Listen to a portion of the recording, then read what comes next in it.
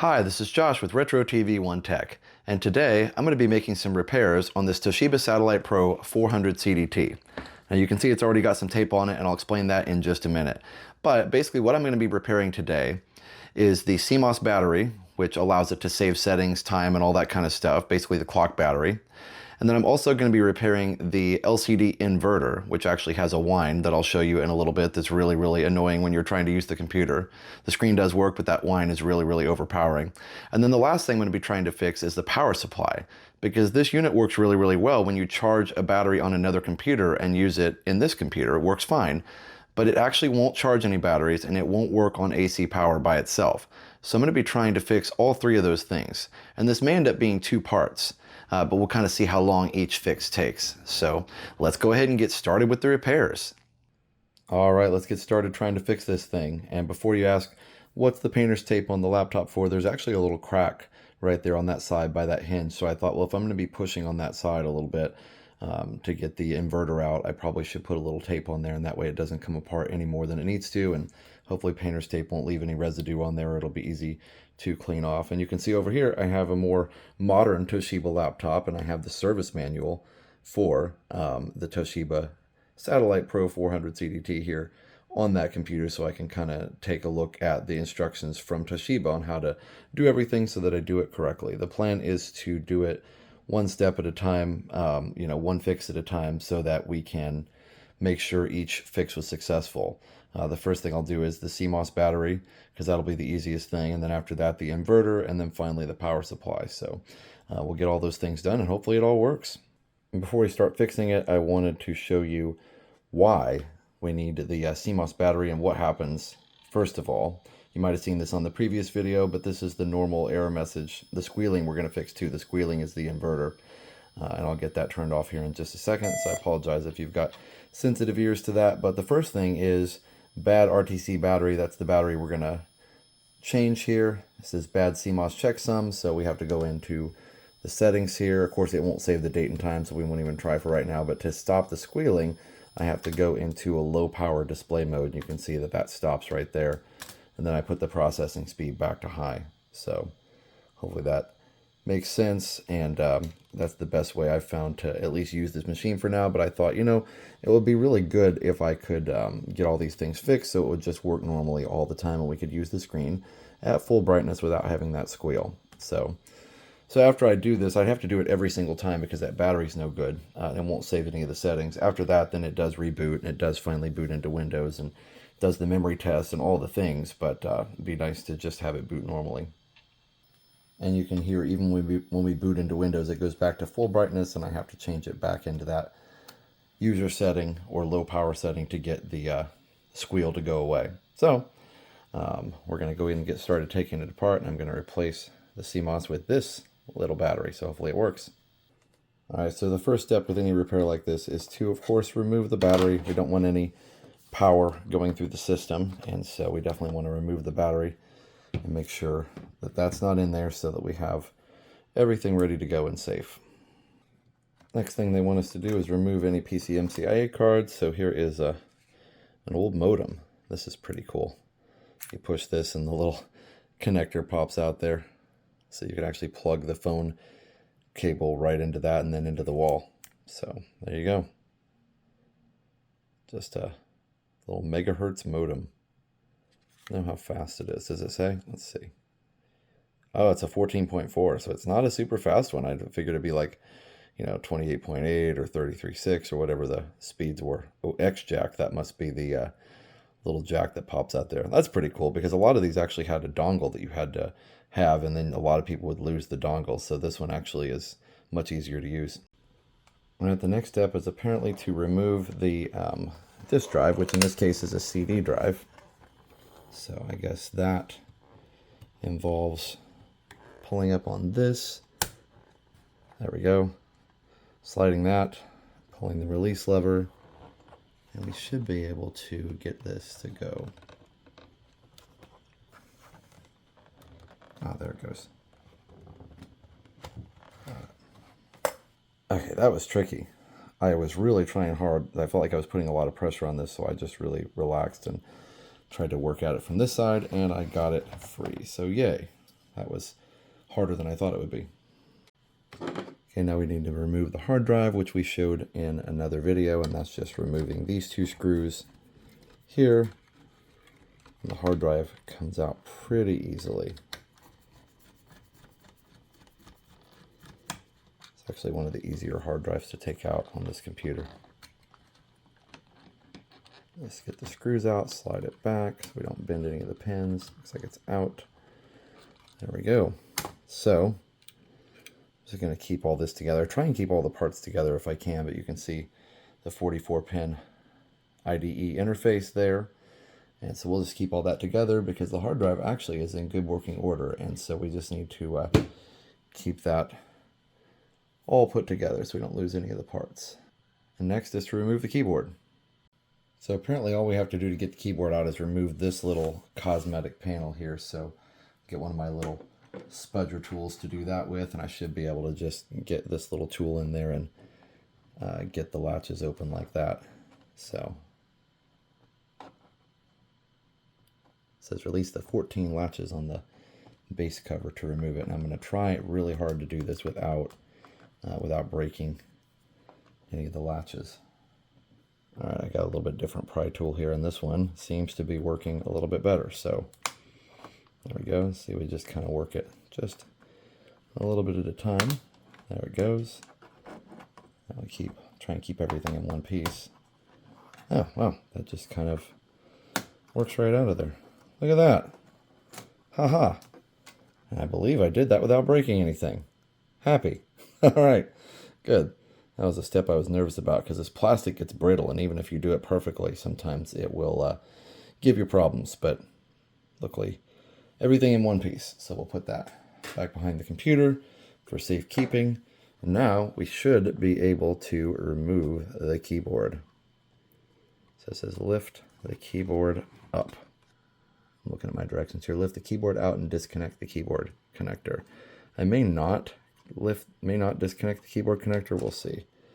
All right, so there are batteries actually right here. That is the standby battery, and this is the CMOS battery, the real-time clock battery. So we just have to get into those areas there to get those batteries out of there. So the standby battery, I'm just going to remove and do away with that because I'm not going to be putting this computer in standby. But definitely we'll be replacing the real-time clock here.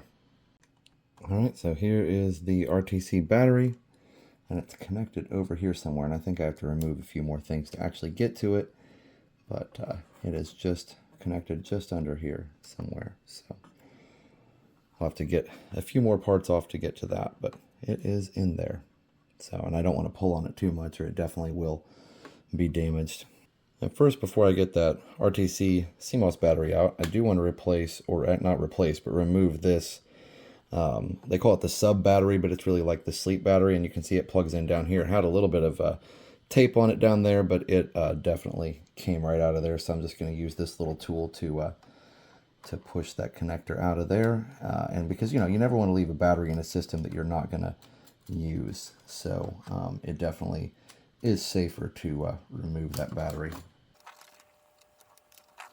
All right, there we go. So that is out, and I will keep that just for reference.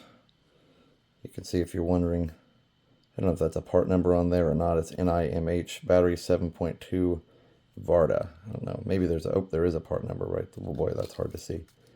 Yeah, there you go. The ending is 5015. All right, so now that that's out of there, we can see a little bit better what we're dealing with down here. And so we should be able now to get this metal piece out so we can disconnect this battery a little bit more easily. So as I'm examining things here, there's definitely a piece in here that's not even listed in the service manual. And this is the keyboard connector, and it tells me how to get it out, but just the normal method of getting it out is not working. And there's two screws that are underneath of this tape here, and it's connected to kind of a strange mechanism down here under the keyboard. None of that is covered in the manual. This piece is not here in any of the drawings in the service manual, so that's kind of interesting. Here's the manual, and you can see there the sub battery cable, which I just disconnected, and you can see here where they have us removing these two screws. they don't show anything about anything being on top of them. So that's kind of strange. So I'm not really sure why that's not there. And you can even see the keyboard connector, it just says to pop out the top of it and it should work. So it must be something else or something proprietary in there. So I'll see if I can gently work it loose. All right, the first thing I'm going to do is pick up this tape and see if I can get a look at what's going on under here. Because this is where the RTC battery cable is routed, just under this tape. And I'm wondering if I can see it better, if I can just pull up the tape. All right, so I decided to peel this tape back here, and that is revealing these screws that I need to get at to remove this little metal piece there. So it's almost like they're anti-tamper tape or something. I'll just keep it over here and can maybe put it back on a little bit later, but looks like I can just take these screws out and maybe, oh, I see, yeah. I don't know if I'll be able to do that though, because this cable's in the way, so this whole thing may be very interesting here in a second. I'll just take it one step at a time. This might be a long video, but hopefully it'll be helpful for anybody else that wants to do this, and I'm just hoping I can be careful and not damage anything. That's the goal with all these. So it looks like this plastic piece is a little bit loose now. Okay, there we go. So something's moving now. I really want to be careful with this connector though, because I don't want to damage this keyboard connector, but it just seems to be ready to move. So everything, let me check on the other side there. It seems to be ready to move. There we go. Very careful, because I do not want to lose my keyboard.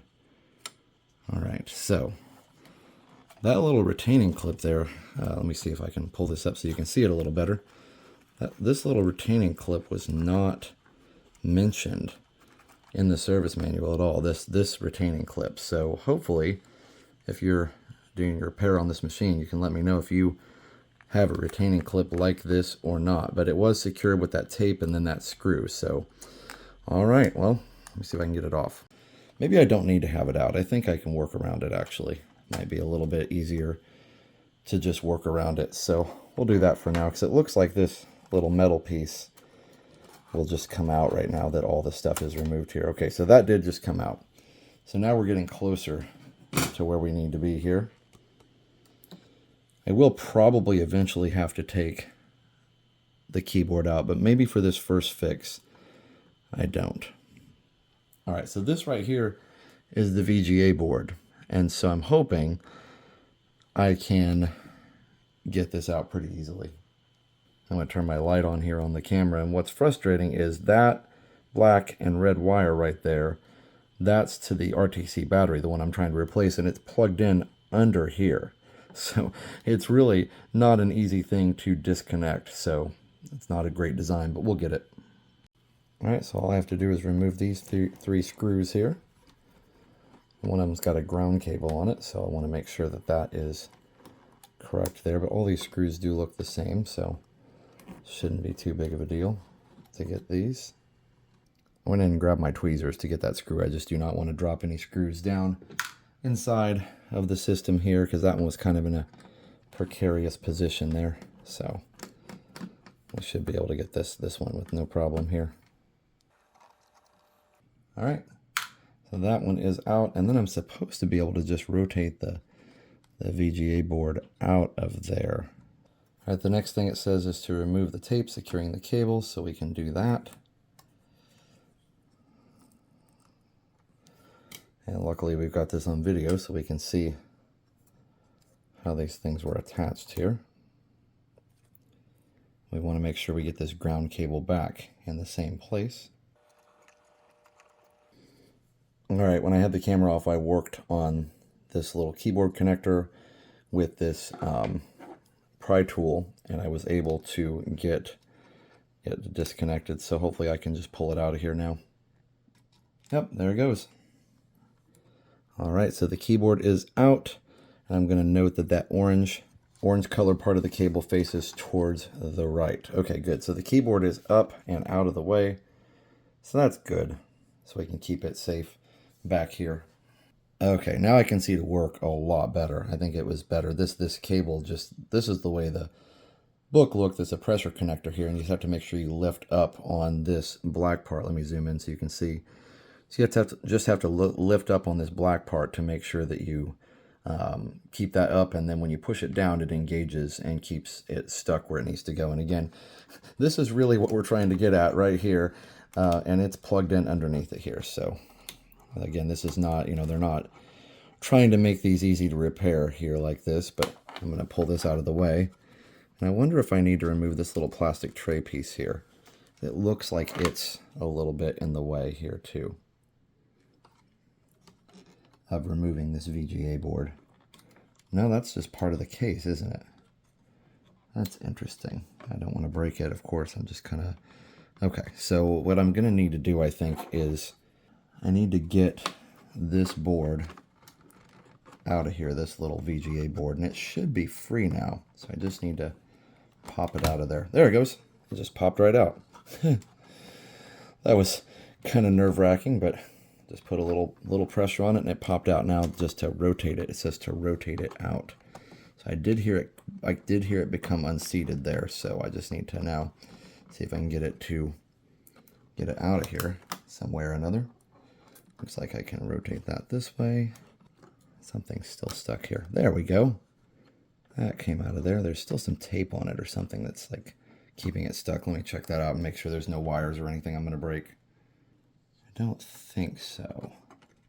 Okay, I don't really need to take it off any more than that. Ah, okay, I see the connector right there. All right, so I don't need to take it off any more than that right now to get this connector. So let's zoom in on that and I'll show you what I'm doing here. All right, I've got the light back on and I just want to show you the connector I'm trying to get out. Let me get my hand out of there so it doesn't focus on my hand. So basically this is the connector I've been trying to get at this whole time. As you can see, this is connected this way. So there you go. So it's underneath the VGA board. You can see the VGA board connects right down there with that brownish color connector. So my goal, the power supply is underneath of all of this. And so I'm going to do that later. But my goal is to get this RTC battery replaced, check it, and then try that. And then we'll go to the next step. I should just be able to pull that cable out of there. Yep. And that just pulls right out. And I want to show you the part number on the original RTC battery here. So you can read that, pause the video if you need to, because you can search for that. And that's how I found this replacement here. And you can see this one doesn't have any markings on it, but you can see it's the same size and everything should be the same. The connector is also exactly the same. And I noted that the negative, the black wire goes towards the left, which is negative. So I will make sure that happens when I replug it in. All right, so again, we're not taking this VGA board out because we really don't need to, but I'm just going to plug this brand new battery in. It's kind of cool. You guys can't probably see, but here, maybe you can now. It wants to focus on my hands, but this connector here is much more white than the connector inside, which is yellowed, even though it's been inside the computer all these years. So that's kind of funny. Plastic definitely yellows over the years, that's for sure. It's not easy to get in there. It's so small, but we're going to take our time and get it.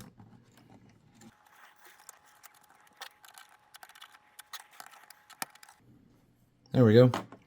That was really tight getting that in there, but I got it. I used, again, my handy dandy little pry tool to push down on it a little bit better than I could with my fingers. So we'll note that we have the negative wire on the left, just as it was. I know it's kind of twisted around in there, but you can still see, if we zoom on the connector here, that the left wire is the black one, in fact. So there you go. So I'm just going to tuck this battery back in here, and there's plenty of room for it now because there's no sub battery anymore, and this extra cable can just kind of hang out over here for now, kind of out of the way. And we're going to reconnect everything and give it a try and see if we can get this thing working again. But the first thing before we do any of that is we have to get this VGA board back in. So I need to rotate that. Sorry about that. Need to rotate this back into place. And then we're going to we'll just gently push it back down into its connector. All right, so it looks like it's about in the right place. Luckily, it kind of fits down where it's supposed to be. And I just have to press it in place. It looks like it did, in fact, go back down into place there. And then we just install it. There we go. Looks like that is where it needs to be. Oh, maybe I didn't quite get it. Let's try again. You have to have it lined up just right. And then you have to push it. But you don't want to push too hard because you don't want to break anything. But we'll see. It does just kind of go where it sits. It sits where it goes there. Did I get it? I feel like it's in there. Maybe. It's really kind of hard to tell. I guess I did. It didn't really feel like a satisfying click or pop or anything, but I guess we can give it a try and see. I don't really want to have to take the whole thing apart, though, if I didn't get it. Let me see if I did. Ah, there we go. That felt much better. Okay. So now let's get this reconnected. That is definitely nerve-wracking, working with these old components like that. All right. So all we have to do is put the screws back on. And I have those saved in my little compartment over here. By the way, I didn't show this, but I just ended up using a little food storage container there to keep the screws. So that's one way to keep your screws organized if you're working on something like this, so that everything is separated correctly as it should be. All right, so we're just gonna reconnect these screws to the VGA board and see if we can indeed get this computer fired back up again and see if that RTC battery is fixed. And here's the one thing that they said to be careful of. This ground wire has to be right underneath of this screw right here. So when I put this screw in, I have to make sure that the ground wire is in place. I'm going to actually put it through the ground wire first and then get it in place in its little spot there and connect it right down into the hole. It should be good to go. I mean, I guess I can put the tape down on here, but I don't know that that's critical, but that's kind of where it was.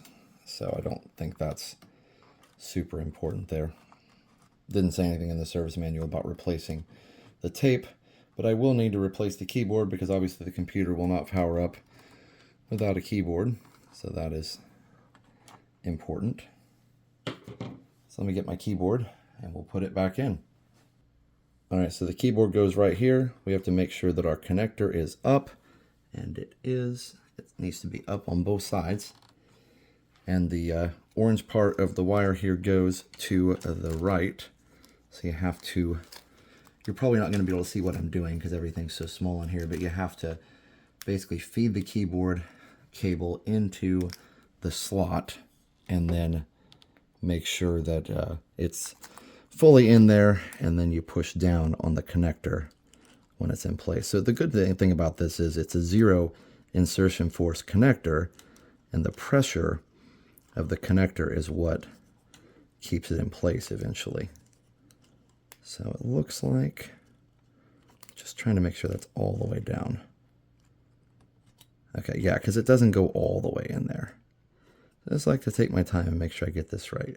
So I should be able to push down on the connector and make sure it's engaged in place. Yep, it is indeed engaged in place. And then the manual says to give it a gentle tug to make sure it's engaged. And it does appear to be engaged again. And I just about forgot to put in this little heat shield thing. I don't think that's critical either, but we're going to put it in just to make sure we don't damage anything. And so it's got two screws up here that need to go in, and then this little plastic connector goes right here and kind of acts as insulation on the keyboard connector. So that's kind of cool. Just something extra that they put in there. I guess Toshiba did put that in there as a little extra support. So that's kind of cool.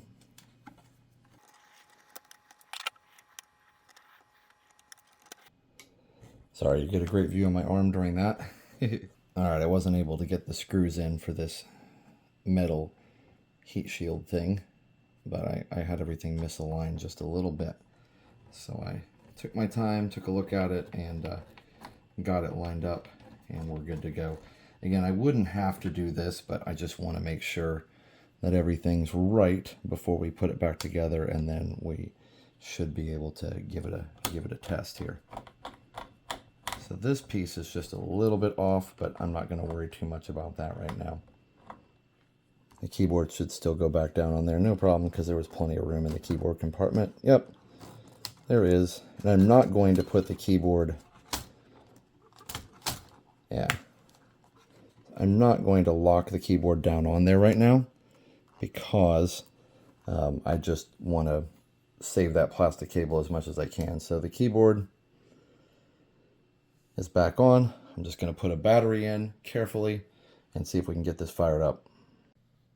All right, we're going to gently put the hard drive back in where it goes, because obviously we can't test it without a hard drive. That would make the computer very angry. And luckily this is a good design here. They've actually got this set in here so that you can very easily line everything up. There's actually a little extra room in here, because I should have taken those screws out first, but I got them now. There we go. If I lose screws in there, I'm going to have to take the computer apart a lot more than I want to, so I have to be very careful with that. So I just line up the connector, make sure everything's good. Before I give it a little push, I just have to make sure it's lined up properly. There it is. Really important, because the tolerances there are so slim and snug. There it goes. Pops right down into place. I put the screws back in here where they go. And the battery. I know probably conventional wisdom would say fix all the problems with the computer before you reassemble it, but I really want to check one at a time, because if I get all three done and then something's wrong and the computer won't start, I want to see and be able to see more easily what was causing the computer not to start. So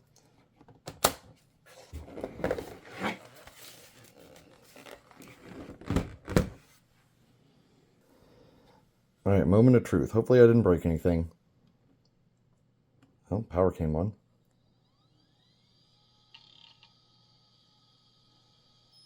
Okay, good, that's working.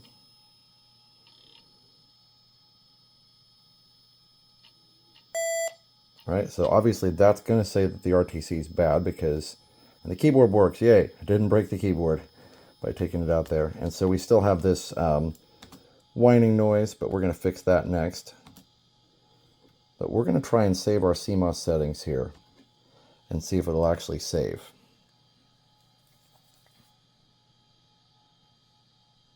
So it always saves this first time.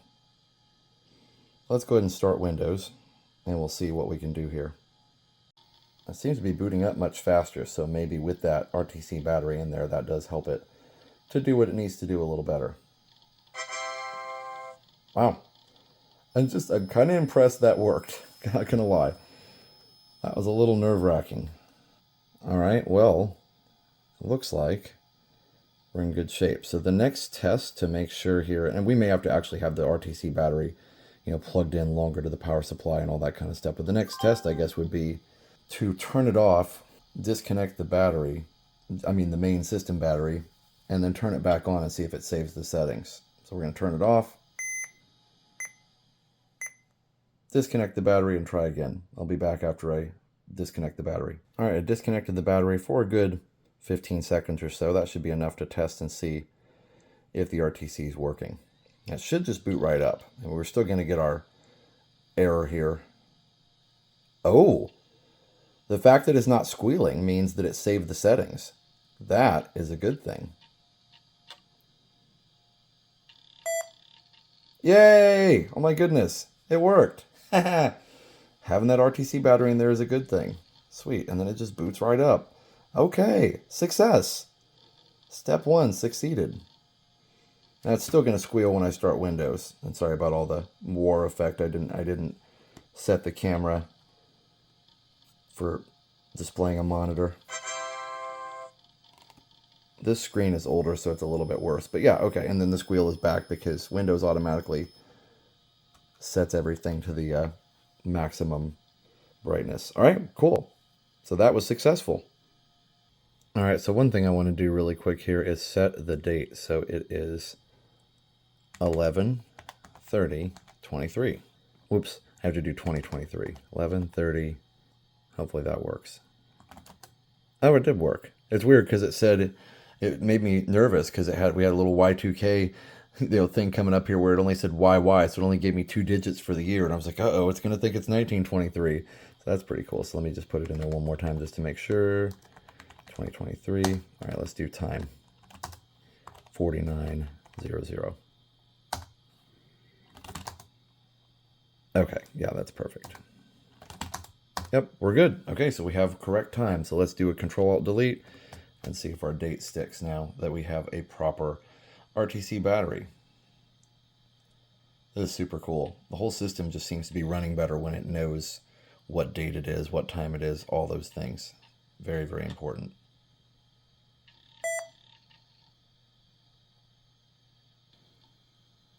There it goes, loading Windows. All looks like it's well.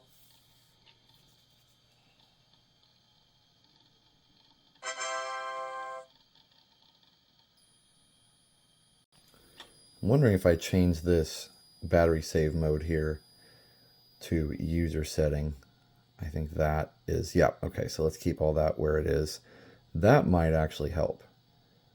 So maybe it'll always stay on the setting until I can get that inverter board fixed here, which is going to be here in a couple days. And I've got speaker volume, all these kind of things. Those are all good. Oh, that's interesting. All right, we're going to go over here to date and time. And yes, it is sticking. Good. After a reboot, it still says it is the correct date, 11/30/23 and 11:51 p.m. now. Very cool. All right, so now that we got the RTC battery replaced, going to take a break for the night, and we'll try this on a different day to get the inverter and the power supply fixed. But so far, so good. 1 for 3. So we got 2 more to go. All right, well, now it's time to go ahead and replace the inverter here on the display. And I had to peel back these rubber covers here, and they're just stickers basically. I thought maybe they were like pressure fit in there, but they're just little covers. So you just had to peel them back, and I'm going to keep them hanging there, but I had to expose those screws so that I can get the display mask off here in the front. But I'm just going to keep them here so I can hopefully stick them back down there. So I've removed both screws here, and now it's time to go ahead and take the little plastic spudger tool here to unlatch the display mask here. All right, so I've got my little tool here across the top, and I'm just kind of using it to gently kind of unlatch this part of the display here. So yeah, the top part, it's coming off a little bit at a time. I just don't want it to break, so I'm going to take my time with it and make sure that it just gently unlatches here. I got Liam watching there. All right, so let's start on this side and see if I can work it loose just a little bit at a time. There, it's coming out. Oh yeah. Wow. All right, so I've got this side unhooked pretty good. The other side seems to be a little tighter, so I'm just going to work it a little bit at a time here. The hardest part is the computer is sliding around on the table, so I need to find another way to keep it in position while I get this separated here. And we'll get there.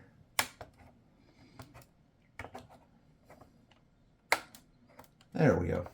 I must have gotten one unhooked in there somewhere.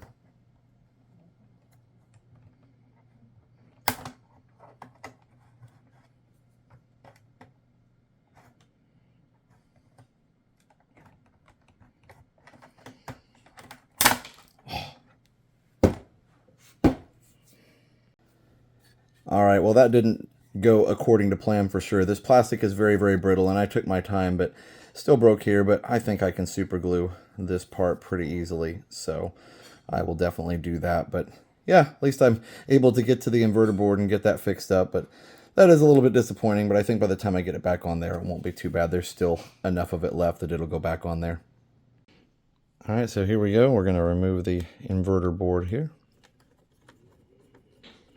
And of course we do have the danger sign there. We did disconnect the battery and the power and everything, and it's been off for a couple days, so we should be fine. So I've got the inverter board here. I just need to disconnect the little connectors behind it, and then I should be ready to put the new one in. All right, so these should just lift right out of here, I hope. There it goes. All right, got one unhooked here, and I just have to do the bottom one here. Let's see. That's the part that actually goes into the display board. Just trying to kind of get my fingernail in there to see if I can get it loose. I've almost got it, I think. There it goes. Excellent. So this is the display board. This is the inverter board, I should say. There you go. All right, so here's a closer look at the inverter board, including the part number there and everything. There we go, it focused. And here's the back side of it. All right, so I was lucky enough to get a new inverter board off of eBay. It's tested and working, and here's the old one, so you can see that they are, in fact, identical, which is good. Or at least as close to identical as possible, but they've got the same part number on the top there, so that's good. Yeah, should be a direct replacement. The worst part was the display mask was the worst casualty, but I can super glue that and get it back in there, and it won't be as good as new, but it'll be at least functional. So you just have to plug in this top piece. I'll plug that in first because it seems to have a little bit more play in the cord than the one on the bottom. Doesn't seem to have a lot of extra cord in there. There we go. I had to take a quick break just to double check the orientation of the cable, but luckily I noticed there are little plastic guides in there, so it only goes in one way, so you can't put it in the wrong way, which is nice. Thank you, Toshiba, for making it idiot-proof. We appreciate that. Now this cable can't really even turn around. It's just got very, very little play in it. There we go. I grabbed my little plastic spudger tool to get that pushed into place there. I had a little more leverage than I did just with my finger. So we are all plugged in and ready to go.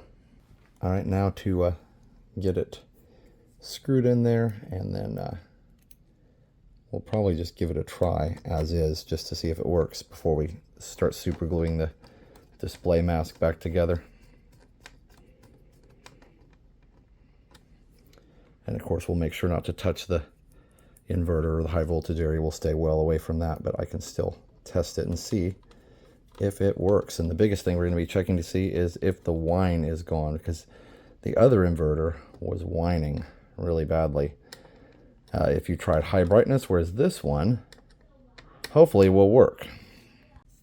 All right, I have got it all plugged in and ready to go. So moment of truth, let's see if the screen comes on.